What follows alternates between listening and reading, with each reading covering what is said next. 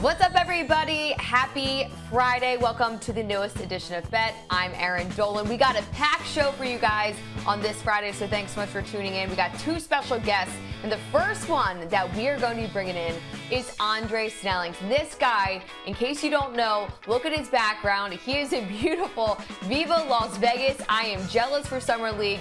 Dre, how's it going so far in Vegas? I am so hyped for today's Summer League game. We get to see Wimbledon on American soil in about 5 hours, so I'm all over it.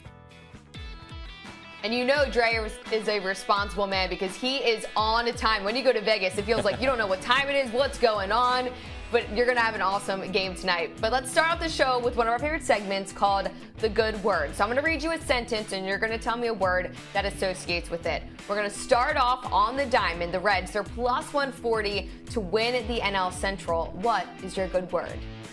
Titletown. Cincinnati sports are on fire right now. FC Cincinnati is on top of the standings in MLS. We all know what the Bengals are about to do to the NFL this year. Who dey? And now the Reds are the most exciting young team in baseball. You know, they've won 20 of their last 24 games. And the only reason they're not clear favorites to win the Central is because they started off the year as such incredible long shots. You know, everybody knows Ellie De La Cruz now, but they've been doing all of this winning because their offense is strong from top to bottom.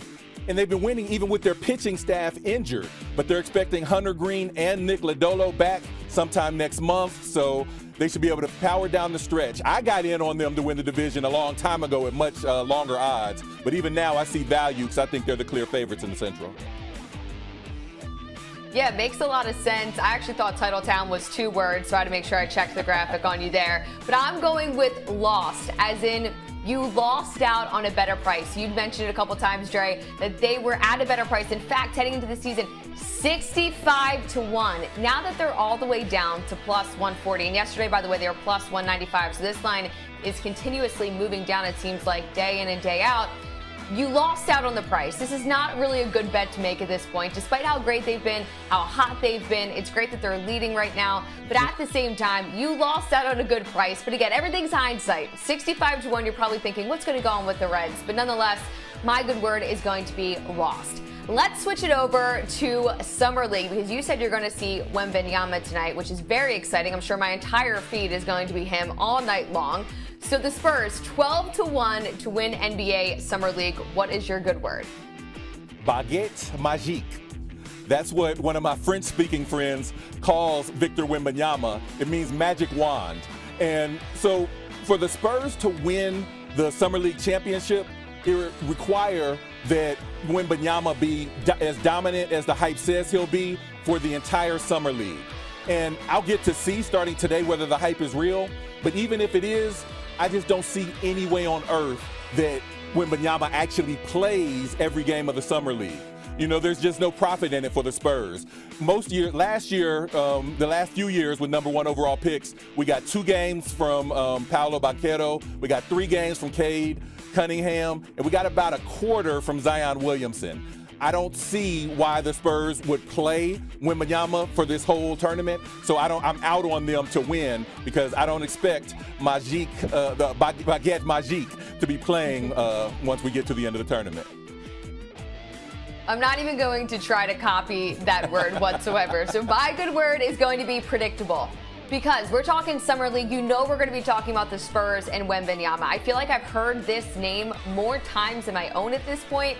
But like you said, you mentioned a lot of great things in terms of the amount of time they're actually going to use him on the court. That's going to be really impactful in terms of winning this bet. And even when you look at the MVP of Summer League, yes, Wembanyama was the favorite. I saw him at plus 900 earlier this week, but that's still somewhat of a long shot because, again, we don't know how long he is going to be playing. So, of course, it's very predictable that we're going to talk about the Spurs, talk about Wembanyama, but at the same time, it's not something that I think that you should be betting on. All right, moving on here. We're going to go to the NFL. Oh, my gosh, we are coming up on the season. I can just feel it. We're in the dog days of summer. 18 to 1 for an NFL team to go a perfect 17-0. What is your good word? Cream. So I'm a child of the hip hop 90s, of 90s hip hop. So when I hear cream, I think cash rules everything around me. Cream, get the money. But in this case, I mean cream in the older sense of the word, like the cream rises to the top. And there's a lot of cream at the top of the NFL this season, particularly in the AFC. And I just don't see any way that one team is able to get through the gauntlet of all of the greatness that they would have to get through to go undefeated this season. Plus, to go undefeated, to me, I think that a team needs to have some championship hardware already to justify the risk of going through it and playing through injuries for the entire 17 weeks to win the champion. To win the championship, to go undefeated. And the only team like that is the Chiefs, but their schedule is absurd. Like, they play every other contender. So I just don't see any way that any team goes undefeated this season. I think the Dolphins and the Patriots record is safe. Okay, you just mentioned the Patriots. That's actually my good word, because I'm thinking all the way back to the 2007 Patriots.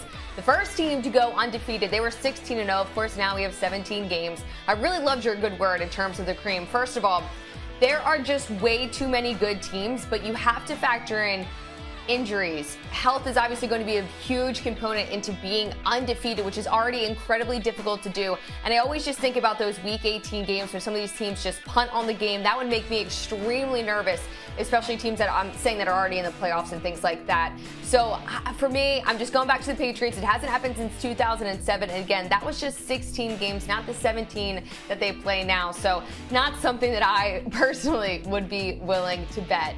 Moving on here, we're going to continue talking about the NFL. We're going to do a little segment called Take Your Pick, where we talk about the Chargers as well as the Rams. So the first one I have for you, Dre, is the Chargers to go over their win total of 9.5, or for the LA Rams to go under their win total of 6.5. Which one would you pick? I'm going Chargers over 9.5 because I feel like they're a team that's right on the verge of taking that next step into the cream we were just talking about. They've been pretty good, strong for the last couple years, but injuries or, different disappointments have kept them from getting to where they need to be.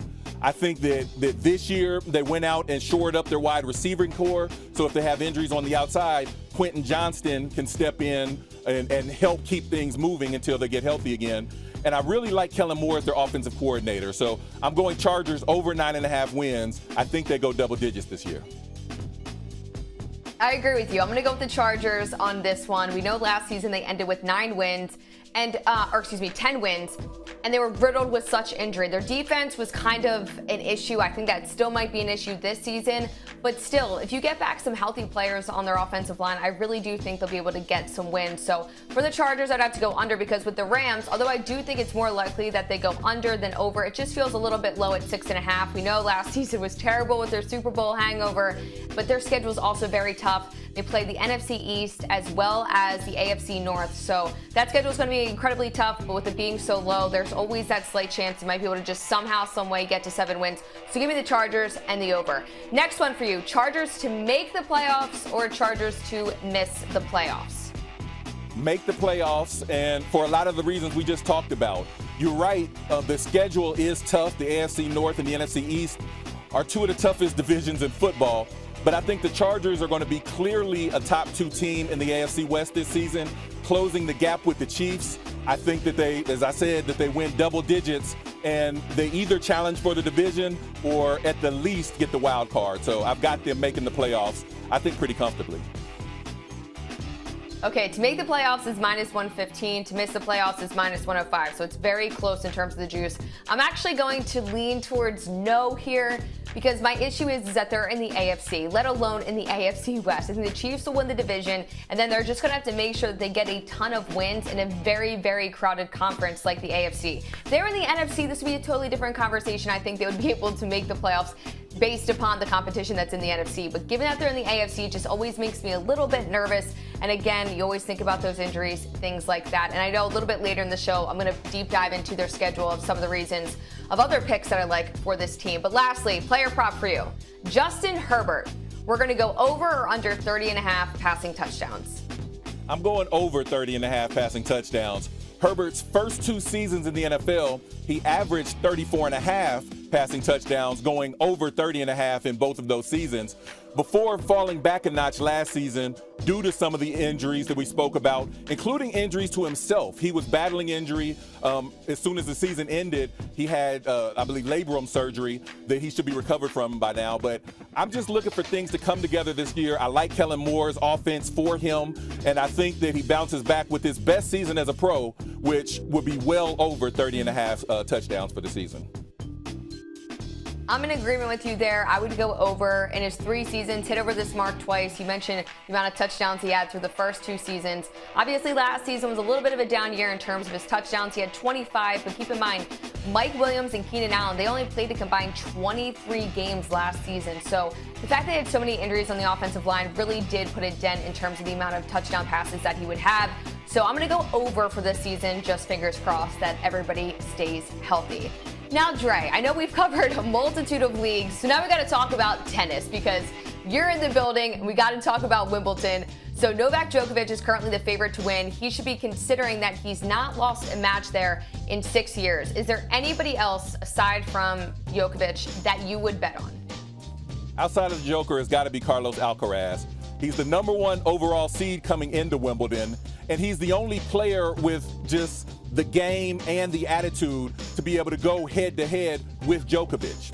He's 9-1 on grass over the last 2 years, including winning his first grass championship as the precursor to this Wimbledon, making him the 5th youngest player ever to win a championship on all 3 major surfaces. Just a couple months ago, less than 2 months ago, we saw Alcaraz going at it with Djokovic in the French Open, and just after winning the second set, Alcaraz was dealing with major cramps that kind of made that match fizzle out. But I feel like if he has another chance, though Djokovic should be the favorite, I think Alcaraz is the one player that could give him a run. Okay, and then on the ladies' side, there's no odds-on favorite right now, but is there a certain girl that you would want to bet on for this? Definitely. Ons Jabeur has been one of my favorite picks in the last year on this air, and I'm going back to her at Wimbledon because I think her odds of plus 1,000 don't reflect the quality of her tennis, especially on grass. Grass is her best surface.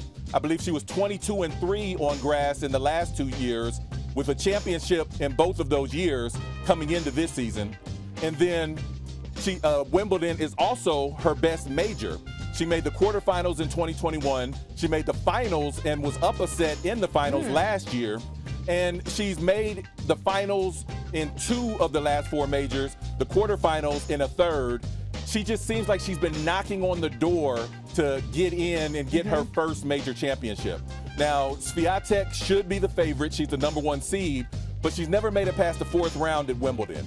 And there are always big hitters that are capable of going on runs, like last year's champion, Elena Rybakina. But just overall quality, and especially at such long odds, I like Jabeur to try to make a run again this season and win her first Wimbledon championship. Okay, well, Dre, I feel like we covered all sports here except for maybe like college football or things like that. But thank you so much for joining Bet today. We really appreciate it. And obviously, enjoy Summer League. Have yourself a time out there. Baguette magique. Get to see the magic wand in person. Okay. Now we're going to bring in Ian Parker to do a preview of UFC 290. He's also in beautiful Viva Las Vegas. Ian, how is the atmosphere right now? I know Dre is in the studio as well. You got Summer League and now this big fight coming up. You know what? Right now the fans are ready. It's UFC International Fight Week, biggest card of the year, double title fight, and then you got the Whitaker-Duplessis fight. The fans are ready. I'm ready. Let's go.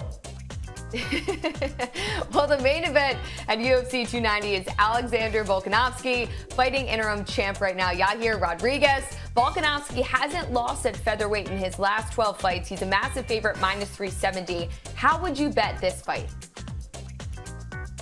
You know, you got 2 ways to look at this. Someone in Volkanovski who's been so dominant in the division. He is fighting someone in an unpredictable striker in Yair Rodriguez. However, win or lose, Volkanovski usually goes bell to bell. And if you're going to beat Volkanovski, you have to fight a perfect fight. So I got 2 ways to do it. One, either you go Volkanovski by decision at plus odds, or you can do the over or even go the distance. Those 3 ways I'm comfortable with doing for the main event. Oh, I like it. Now let's also talk about the co-main. We got Brandon Moreno. He is defending his flyweight title against a guy who's beaten him before in, let's get this right, Alexander Pantoja. This fight has Moreno at his minus 210 favorite, but guessing that is not how you're going to be playing this fight. You're guessing correct. They did fight before on the Ultimate Fighter show where Pantoja won. Then they fought where he won by submission. Second time he won by unanimous decision. This time, I kind of love him at these underdog odds. You know, both guys have evolved. They've gotten so much better since that last fight. Moreno clearly the champ, which is why he's the favorite. But Pantoja is a different type of animal that Moreno is just not used to fighting.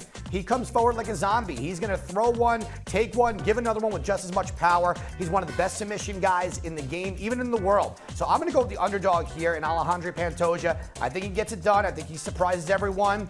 And even more, he's going to surprise Brandon Moreno. Okay, well, last fight we had to ask you about. Bo Nickal's opponent obviously had to pull out. Now we slide in Val Woodburn. This obviously on short notice, but we know that Nickal's a massive favorite, minus 2,800 favorite. So we have to get creative with this fight. How would you play it? Man, this is tough. You know, for Bo Nickal, he's kind of been used to this type of situation in the wrestling game. He's always the big favorite. The underdog story's there. He's going to get this done round one submission. There's just no other way. His stand-up is good, but he's fighting someone who's going to try to knock him out. He's going to go to his wrestling. I don't even know if this fight's going to go half a round, so we're going to go Bo Nickal by submission round one. Okay, I like it. And as you said, this is one of the biggest events that is going on this weekend, UFC 290. Ian Parker, thanks so much for joining Bet, and I know we'll be seeing you a little bit later on Daily Wager as well. All right, guys, well, now let's hit our last segment before I let you go. Since we had talked about earlier in the show with Dre, we had the Chargers as well as the Rams futures. I'm going to break it down a little bit about the Chargers. Instead of looking at their win total, I do lean towards the over like I had mentioned. But at the same time, I've really been interested in looking at division wins. So right now, their division wins is set at 3.5. Last season, they only won 2 division games. They obviously lost both games to the Chiefs, which is not surprising. And then they split with the Broncos as well as the Raiders. This upcoming season, I expect them to beat the Raiders both games, again, if they're fully healthy. The Broncos, I think they can get at least one off them, but I don't think they're going to beat the Chiefs. I think they get 3 wins in the division, which is why I'm looking towards the under. The other thing is, of course, you have to look at their schedule and where some of these games fall. In the last 5 games of the season, they have to play 4 divisional games in those 5 games, again, to end the season. So you always worry about injuries and things like that. So with the Chargers, I take a look at their division wins at 3.5. I would lean towards the under there. And always remember, guys, make sure you check out some of the player props that are available on multiple different books, because every book has different lines, and try to get the best lines when looking at futures markets. But thank you guys so much for joining Bet today. I hope you guys enjoyed that. Have a great weekend, and we'll be back here in just a short time. See you then. Thanks so much for joining Bet today.